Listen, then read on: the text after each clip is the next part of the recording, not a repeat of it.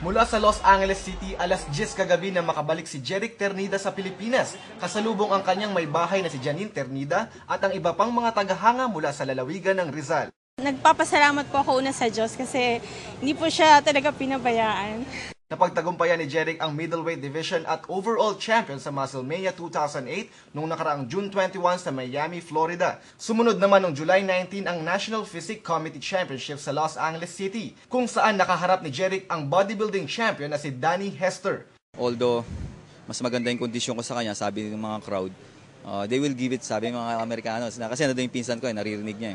They will give it to Danny Hester, sabi, because he is the crowd favorite. Yun, kaya nung tinawag ulit yung pangalan ko, siguro talagang overwhelmed ako. Kasi although tinalo ko siya sa, sa back poses Kasi pati yung glutes ko and hamstring ko, may muscle siya, wala So siguro doon ko siya pinigaan talaga ng gusto. Susunod ng lalaban si Jeric sa WrestleMania World itong darating na Nobyembre. Samantala pinaplano din ni Jeric na maglibot sa iba't ibang lugar upang magturo sa mga kabataan ng bodybuilding.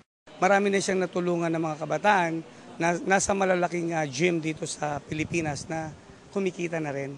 Na out of school youth na naturuan niya. Meron din sa abroad na naturuan siya na sana marinig ng mga maraming kababayan natin na suportahan ng bodybuilding. Lalo na ng mga, sabihin natin, nasa pamahalaan na ang bodybuilding ay isang sports na 24 hours, sabi nga ni Jeric. Kung sa States pinasikat ni Arnold Schwarzenegger ang bodybuilding, dito naman sa Pilipinas, lumalabas na si Jeric ang bodybuilding icon ng mga Pinoy na magpapatanyag sa sports na ito. Naano ko yung mga kabataan na ma-involve dito sa sports na to kasi hindi mo kailangan dito ng ng height Hindi mo naman kailangan ng special special talent dito So dito disiplina yung labanan dito.